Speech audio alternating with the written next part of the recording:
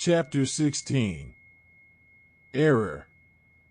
We have so far sketched and outlined the absolute which we have been forced to accept, and we have pointed out the general way in which thought may fall within it. We must address ourselves now to a series of formidable objections. If our absolute is possible in itself, it seems hardly possible as things are. For there are undeniable facts with which it does not seem compatible. Error and evil, space, time, chance and mutability, and the unique particularity of the this and the mine, all these appear to fall outside an individual experience. To explain them away or to explain them, one of these courses seems necessary, and yet both seem impossible. And this is a point on which I am anxious to be clearly understood. I reject the offered dilemma, and deny the necessity of a choice between these two courses. I fully recognize the facts. I do not make the smallest attempt to explain their origin, and I emphatically deny the need for such an explanation. In the first place, to show how and why the universe is so that finite existence belongs to it, is utterly impossible. That would imply an understanding of the whole not practicable for a mere part. It would mean a view by the finite from the absolute's point of view, and in that consummation the finite would have been transmuted and destroyed. But, in the second place, such an understanding is wholly unnecessary. We have not to choose between accounting for everything on one side and on the other side admitting it as a disproof of our doctrine of the absolute. Such an alternative is not logical. If you wish to refute a wide theory based on general grounds, it is idle merely to produce facts which upon it are not explained. For the inability to explain these may be simply our failure in particular information, and it need imply nothing worse than confirmation lacking to the theory. The facts become an objection to the doctrine when they are incompatible with some part of it, while, if they merely remain outside, that points to incompleteness in detail and not falsity in principle. A general doctrine is not destroyed by what we fail to understand. It is destroyed only by that which we actually do understand, and can show to be inconsistent and discrepant with the theory adopted. And this is the real issue here. Error and evil are no disproof of our absolute experience so long as we merely fail to see how in detail it comprehends them. They are disproof when their nature is understood in such a way as to collide with the absolute. And the question is whether this understanding of them is correct. It is here that I confidently join issue. If on this subject there exists a false persuasion of knowledge, I urge that it lies on the side of the objector. I maintain that we know nothing of these various forms of the finite which shows them incompatible with that absolute, for the accepting of which we have general ground. And I meet the denial of this position by pointing out assumed knowledge where really there is ignorance. It is the objector who, if any one, asserts omniscience. It is he who claims to understand both the infinite and the finite, so as to be aware and to be assured of their incompatibility. And I think that he much overestimates the extent of human power. We cannot know that the finite is in collision with the absolute. And if we cannot, and if, for all we understand, the two are at one and harmonious, then our conclusion is proved fully. For we have a general assurance that reality has a certain nature, and, on the other side, against that assurance we have to set nothing other than our ignorance. But an assurance, against which there is nothing to be set, must surely be accepted. And I will begin first with error. Error is without any question a dangerous subject, and the chief difficulty is as follows. We cannot, on the one hand, accept anything between non-existence and reality, while, on the other hand, error obstinately refuses to be either. It persistently attempts to maintain a third position, which appears nowhere to exist, and yet somehow is occupied. In false appearance, there is something attributed to the real which does not belong to it. But if the appearance is not real, then it is not false appearance, because it is nothing. On the other hand, if it is false, it must therefore be true reality, for it is something which is. And this dilemma at first sight seems insoluble. Or, to put it otherwise, an appearance, which is, must fall somewhere. But error, because it is false, cannot belong to the absolute, and, again, it cannot appertain to the finite subject, because that, with all its contents, cannot fall outside the absolute. At least, if it did, it would be nothing. And so error has no home, it has no place in existence, and yet, for all that, it exists. And for this reason it has occasioned much doubt and difficulty. For psychology and for logic the problem is much easier. Error can be identified with wrong inference, and can be compared on one side with a typical model, while, on the other side, we can show by what steps it originates.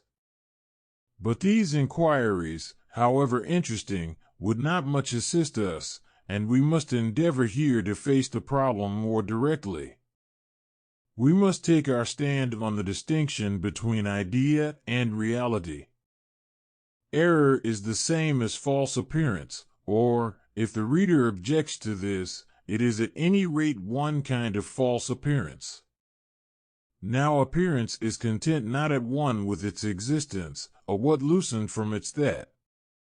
And in this sense we have seen that every truth is appearance, since in it we have divorce of quality from being, page 163.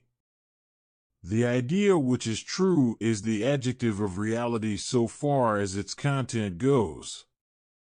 It, so far, is restored, and belongs, to existence. But an idea has also another side. Its own private being is something which is and happens.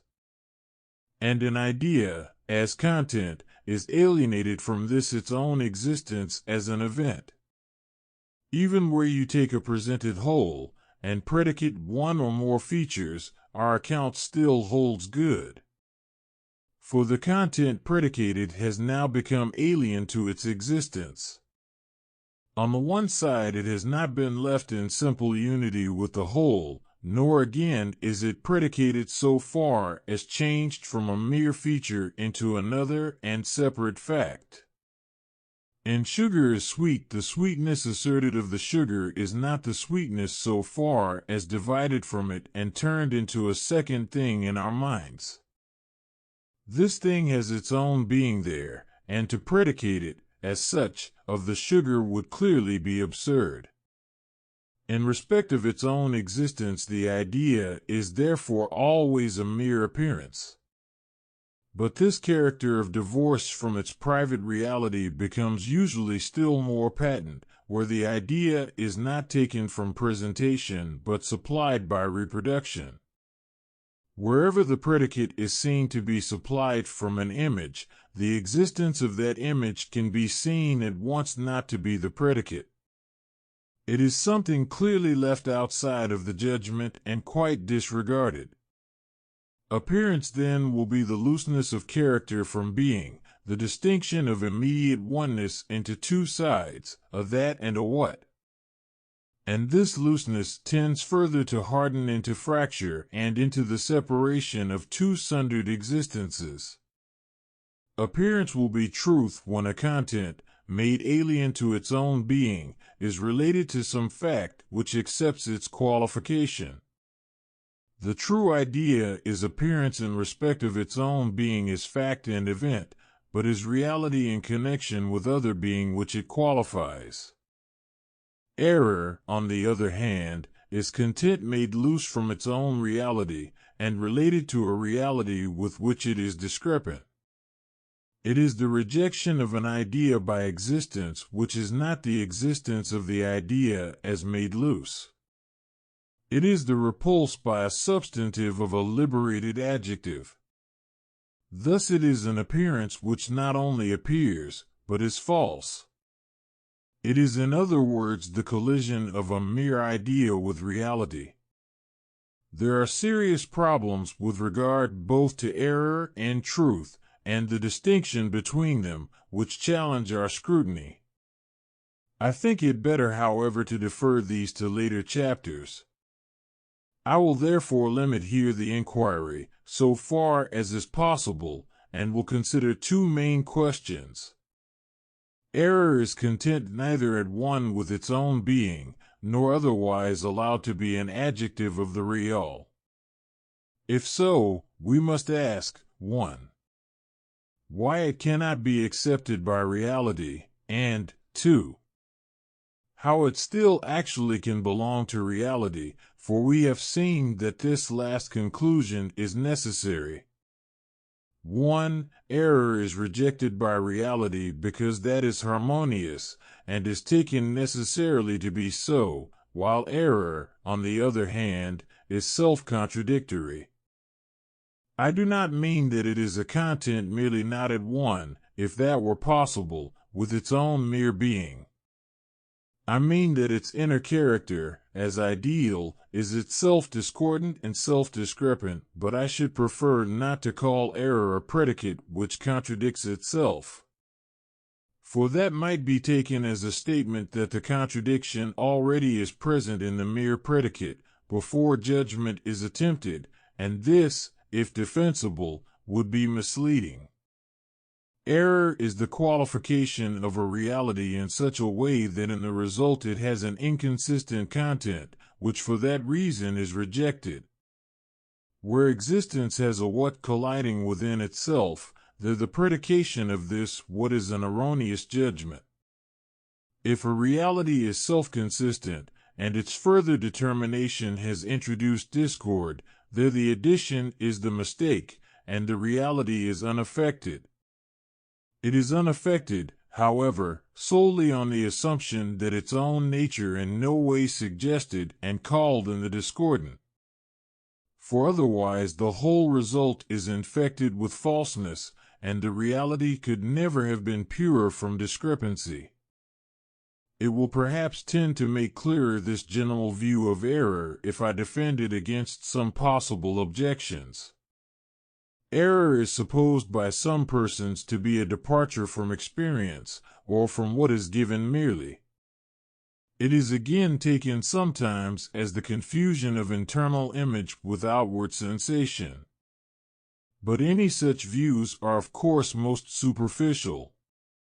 Quite apart from the difficulty of finding anything merely given, and the impossibility of always using actual present sensation as a test of truth, without noticing the strange prejudice that outward sensations are never false, and the dull blindness which fails to realize that the inward is a fact just as solid as the outward, we may dismiss the whole objection.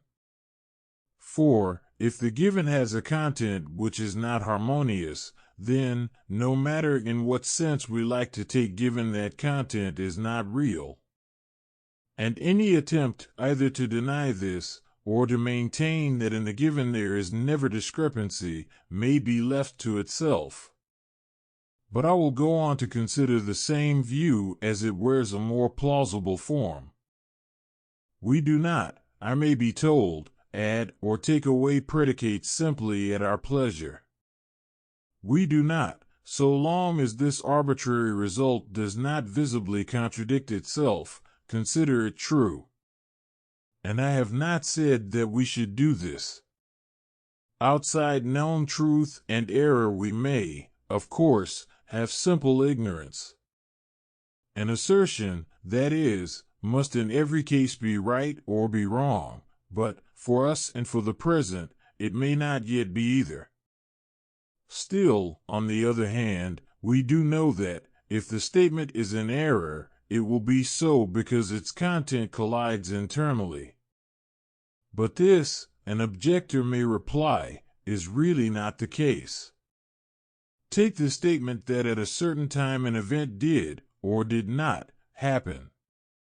This would be erroneous because of disagreement with fact, and not always because it is inconsistent with itself. Still, I must insist that we have some further reason for condemning this want of correspondence with fact. For why, apart from such a reason, should either we or the fact make an objection to this defect? Suppose that when William has been hung, I assert that it was John. My assertion will then be false, because the reality does not admit of both events, and because William is certain. And if so, then after all my error surely will consist in giving to the real a self-discrepant content. For otherwise, when John is suggested, I could not reject the idea. I could only say that certainly it was William, and might also, for all that I knew, be John too. But in our actual practice we proceed thus: since both John and William forms a discordant content, that statement is in error, here to the extent of John. In the same way, if where no man as you insist on John's presence, then, without discussing here the nature of the privative judgment, we can understand the mistake.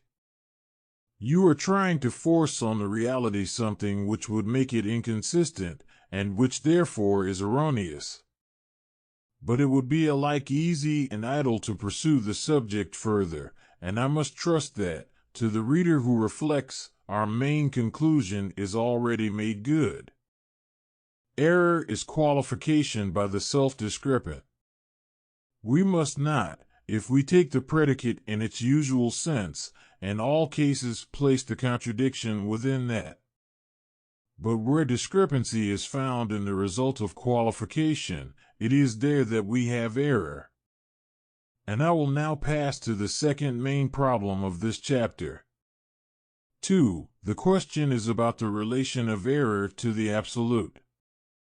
How is it possible for false appearance to take its place within reality? We have to some extent perceived in what error consists, but we still are confronted by our original problem. Qualification by the self-discrepant exists as a fact, and yet how can it be real? The self-contradiction in the content both belongs, and is unable to belong, to reality. The elements related, and their synthesis, and their reference to existence, these are things not to be got rid of. You may condemn them, but your condemnation cannot act as a spell to abolish them wholly. If they were not there, you could not judge them, and then you judge them not to be. Or you pronounce them apparently somehow to exist without really existing. What is the exit from this puzzle?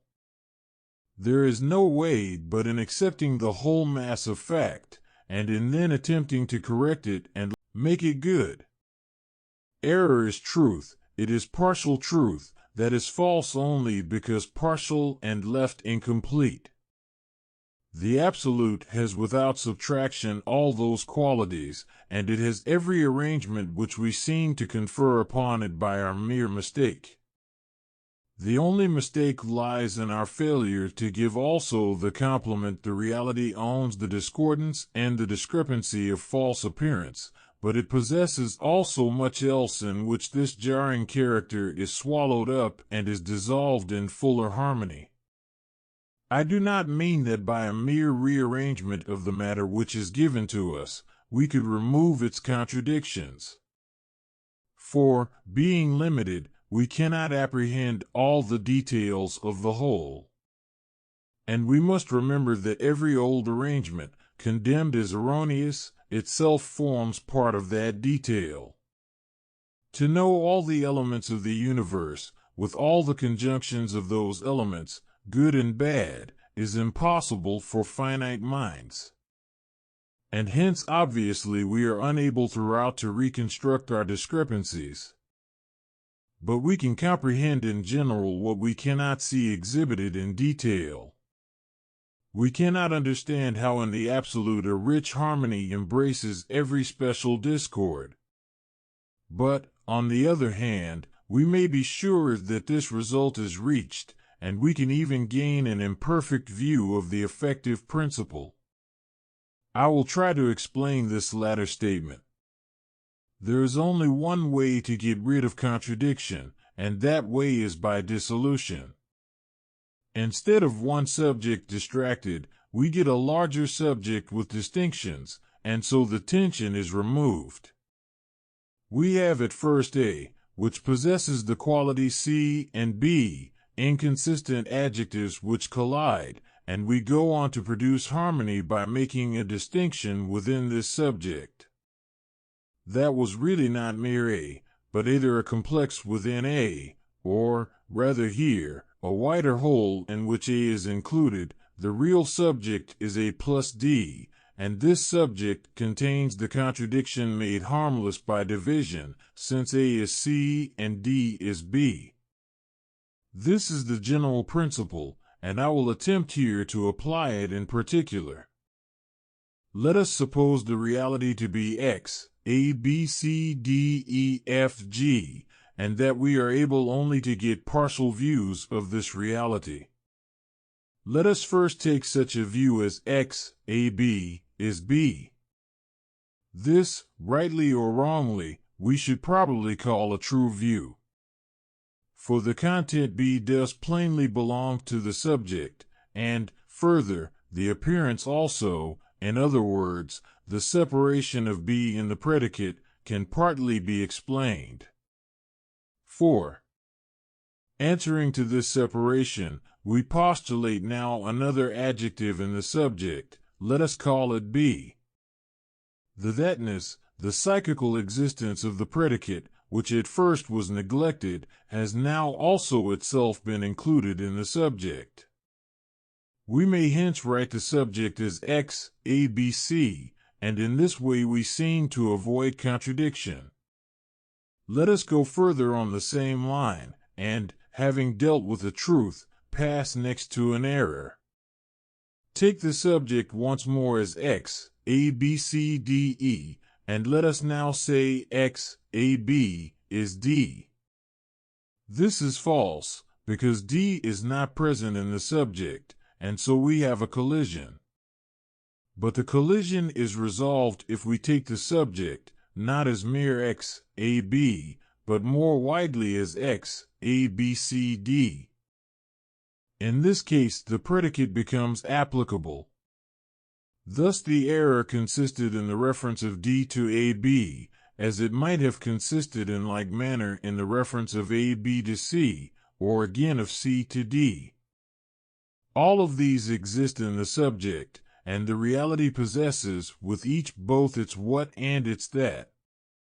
But not content with a provisional separation of these indissoluble aspects, not satisfied, as in true appearance, to have A, B, and D, forms which may typify distinctions that bring no discord into the qualities, we have gone on further into error. We have not only loosened what from that, and so have made appearance, but we have in each case then bestowed the what on a wrong quality within the real subject. We have crossed the threads of the connection between our whats and our that's, and have thus caused collision, a collision which disappears when things are taken as a whole. I confess that I shrink from using metaphors, since they never can suit wholly. The writer tenders them unsuspiciously as a possible help in a common difficulty. And so he subjects himself, perhaps, to the captious ill will or sheer negligence of his reader. Still, to those who will take it for what it is, I will offer a fiction. Suppose a collection of beings whose souls in the night walk about without their bodies, and so make new relations. On their return in the morning, we may imagine that the possessors feel the benefit of this divorce, and we may therefore call it truth. But if the wrong soul with its experience came back to the wrong body, that might typify error. On the other hand, perhaps the ruler of this collection of beings may perceive very well the nature of the collision, and it may even be that he provokes it. For how instructive and how amusing to observe in each case the conflict of sensation with imported and foreign experience.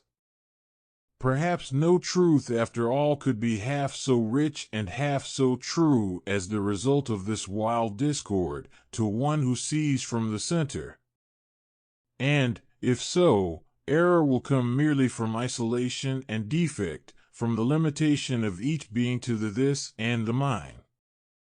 But our account, it will fairly be objected, is untenable because incomplete. For error is not merely negative. The content, isolated and so discordant, is after all held together in a positive discord. And so the elements may exist, and their relations to their subjects may all be there in the absolute, together with the complements which make them all true, and yet the problem is not solved. For the point of error, when all is said, lies in this very insistence on the partial and discrepant, and this discordant emphasis will fall outside of every possible rearrangement. I admit this objection, and I endorse it. The problem of error cannot be solved by an enlarged scheme of relations. Each misarrangement cannot be taken up wholly as an element in the compensations of a harmonious mechanism. For there is a positive sense and a specific character which marks each appearance, and this will still fall outside. Hence, while all that appears somehow is, all has not been accounted for by any rearrangement. But on the other side the absolute is not, and cannot be thought as, any scheme of relations. If we keep to these, there is no harmonious unity in the whole.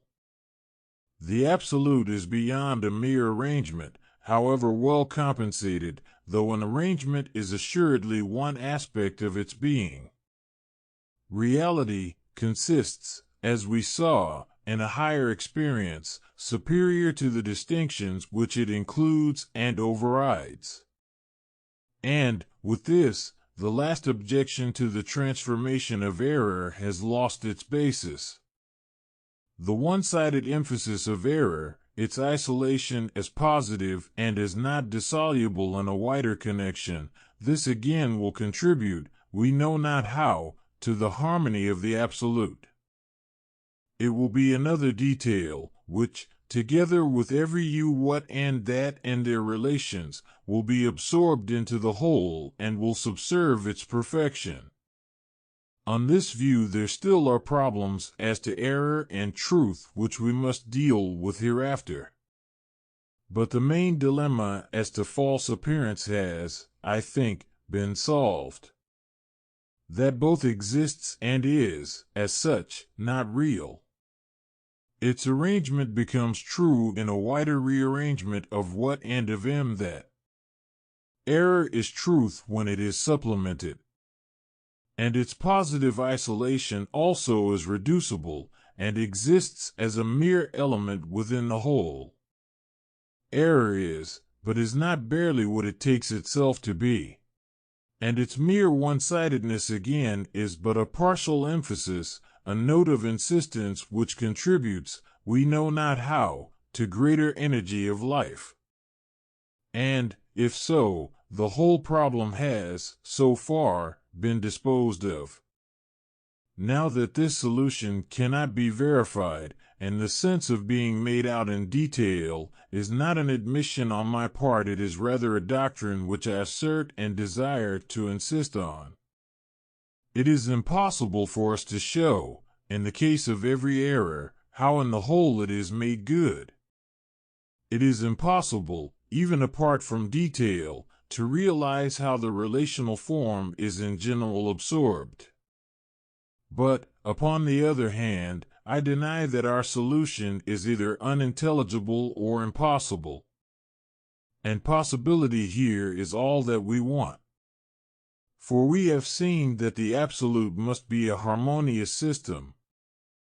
We have first perceived this in general, and here specially, in the case of error, we have been engaged in a reply to an alleged negative instance. Our opponent's case has been this, that the nature of error makes our harmony impossible. And we have shown, on the other side, that he possesses no such knowledge. We have pointed out that it is at least possible for errors to correct themselves, and, as such, to disappear in a higher experience. But, if so, we must affirm that they are thus absorbed and made good.